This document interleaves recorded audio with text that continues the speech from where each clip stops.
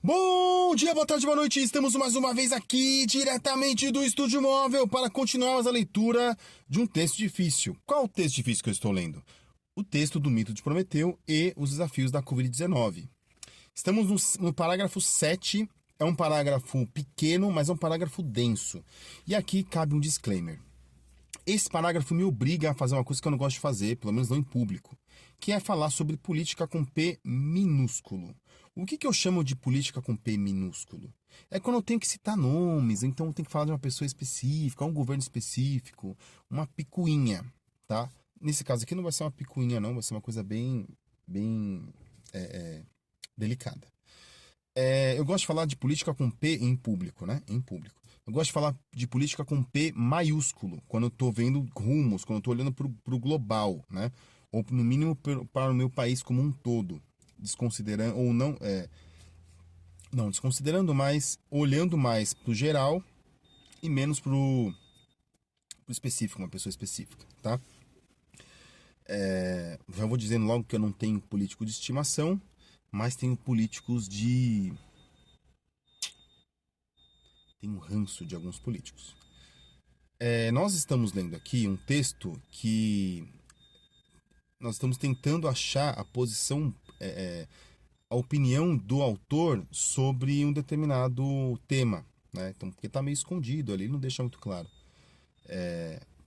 Por obrigação ética, por obrigação moral minha, eu comigo mesmo, eu vou explicitar, nesse caso específico, tá, pessoas? Nesse caso específico.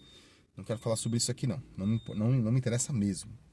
Mas nesse caso específico, vai ficar bem claro para vocês que eu tenho muitas críticas ao governo anterior. Governo federal anterior, tá? Também não gosto muito do atual, que fique claro. Mas o anterior me causa mais ranço, beleza? Então, só para você já entender que vai ficar mais claro isso hoje. Bom, vamos lá. Eu vou lendo o parágrafo, lembrando que ele escreveu esse texto aqui durante a pandemia. O autor italiano, né? A gente sempre esquece o nome dele. Adolfo Bracchi. E ele está falando do contexto italiano. Só que no contexto italiano aconteceu muita coisa que aconteceu aqui depois. Então acontecia primeiro lá, aconteceu aqui depois. Muita coisa, tá? Olha, podemos falar que quase tudo. Por que isso? Porque o italiano é o povo europeu mais parecido com o brasileiro, de longe. De longe, tá? É o mais parecido com o brasileiro. Vamos ao texto. Parágrafo 7º.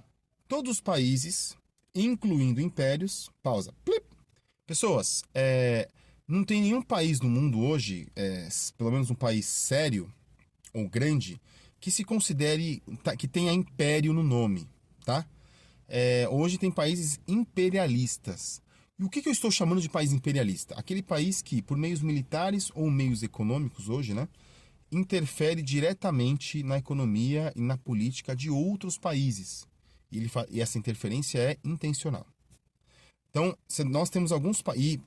Obviamente que também há países que guerreiam com outros países para tomar território. Isso também é uma medida imperialista. Mas vejam, esses países não são impérios.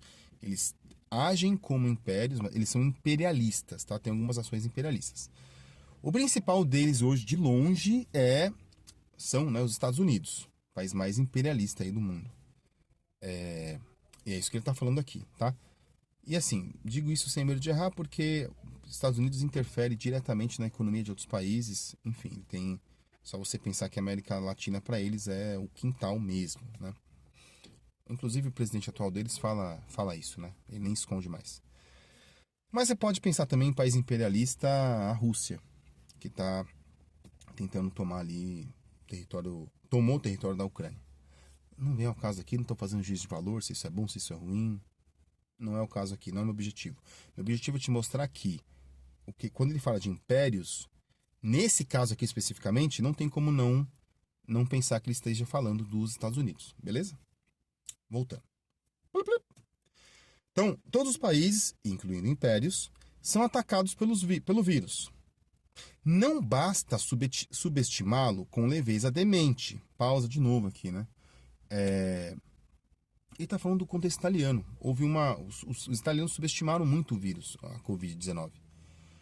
Dizendo que, sabe aquela coisa de, é só uma gripezinha. Sabe aquela outra coisa assim, pessoas que têm histórico de atleta não vão pegar, ou se pegarem, não vão ter esses sintomas leves. Então é isso que subestimá-lo com leveza demente. E aqui demente porque isso não condiz com a realidade. E veja, não condizia com a realidade, é muito fácil a gente falar hoje isso em 2026, né? Mas já se sabia logo no início que não dava para subestimar, que a coisa era séria, tá? Tô pensando lá em 2020. Voltando aqui. Não basta então subestimá-lo com leveza demente, invocar imunidades improváveis de rebanho. Tá. Pausa. O que é imunidade de rebanho? Imunidade de rebanho é um conceito usado para rebanho, ou seja, para animais, né? Estamos pensando aqui, a gente sempre está pensando nisso com boi, vaca, né? Bovinos em geral, tá? São criados confinados. Esses animais, quando são criados confinados, se eles pegam uma doença, vamos supor que todos pegam, sei lá, uma gripe, vai. Não sei se tem gripe bovina, deve ter. Todos eles pegaram uma gripe. Se você deixar todos se infectarem, os mais fracos vão perecer, diga-se, morrer, né? Por conta do vírus, do contágio, mas vão sobrar os mais fortes, que em tese seria a maioria, né? E esses bovinos, esses seres, estariam protegidos contra a doença, tá? É essa a ideia da imunidade de rebanho. Isso poderia ser aplicado à Covid-19? Sim ou não? Não! Não poderia, de hipótese nenhuma. Por quê? Por que não poderia ser considerado para a Covid-19? Primeiro que nós estamos falando de seres humanos, tá? Então, nesse caso aí, se todo mundo pegasse a Covid-19 para ter a tal da imunidade de rebanho, os mais frágeis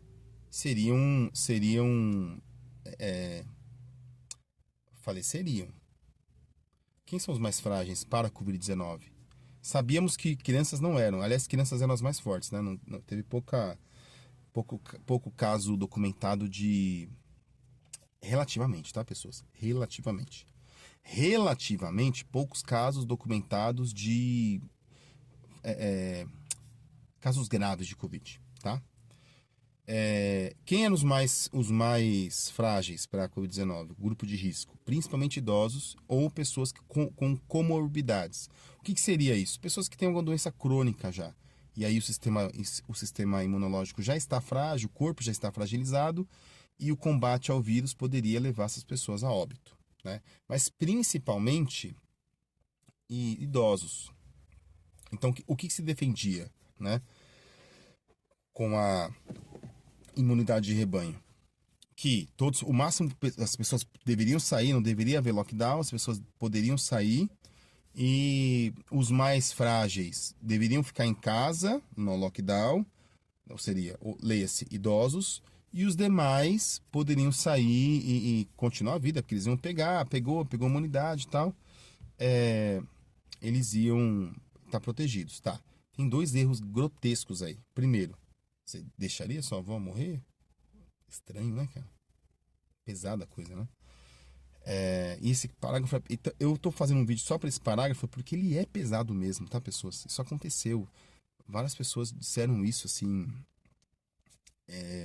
abertamente. A gente vê a estupidez humana.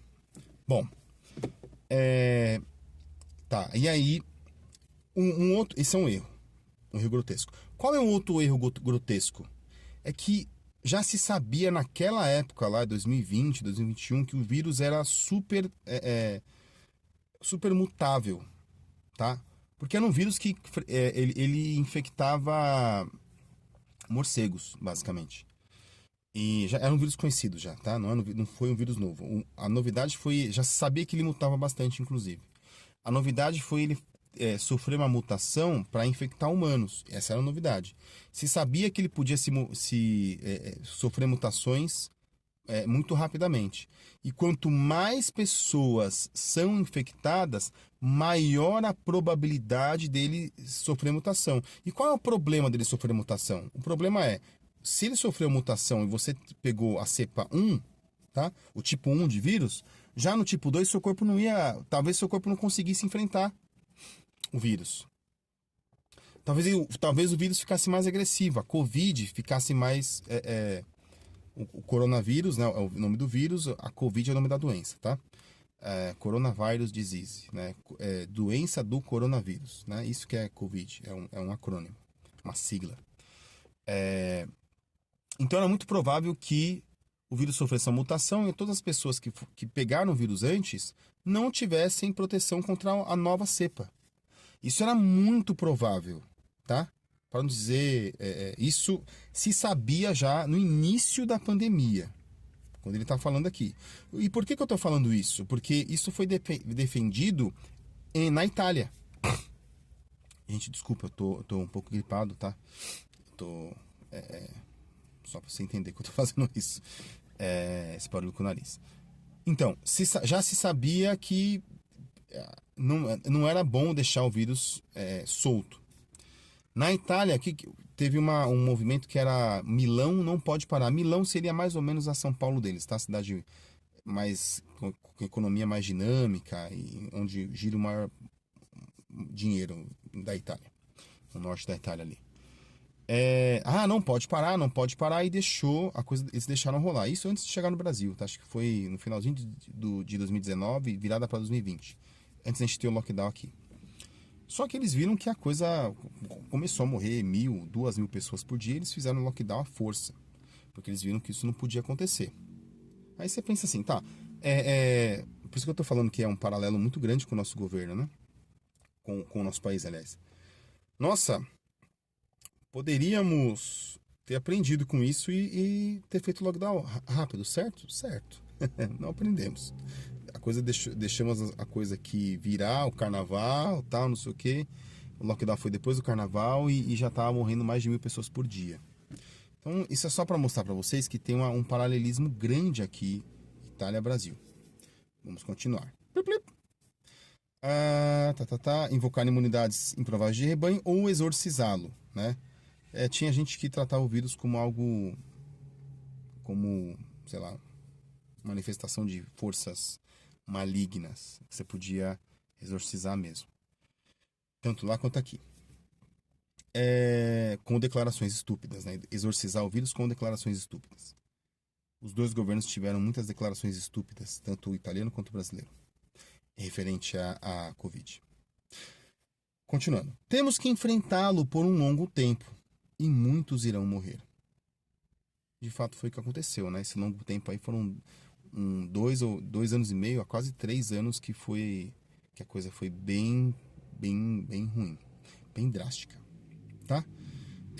Eu li esse parágrafo aqui, então vou parar o vídeo por aqui, porque eu quero que ele tenha mais ou menos 15 minutos, tá? 13, tá legal, tempo bom de parar. Eu fiz questão de ler esse parágrafo sozinho no vídeo, justamente para traçar os paralelos, porque se a gente não traça o paralelo, você não entende por que ele está fazendo isso, né? Por que ele está falando dessa maneira? E esse parágrafo aqui, a gente podia tirar da Itália, colocar no Brasil e não teria nada de errado com ele. Porque justamente tudo que aconteceu lá, antes aconteceu aqui depois, tá? Então, pessoas, é isso. Acabamos a leitura do parágrafo 7. Continuaremos o parágrafo 8, né? Já estamos indo para o final do texto. O texto tem 12 parágrafos, mas a gente vai ver que os próximos parágrafos é meio que mais do mesmo. Ele está aprofundando na mesma argumentação, tá bom? Então é isso. Paro por aqui. Durmam bem, bebam bastante água e aproveitem sua vida. Até mais. Tchau, tchau.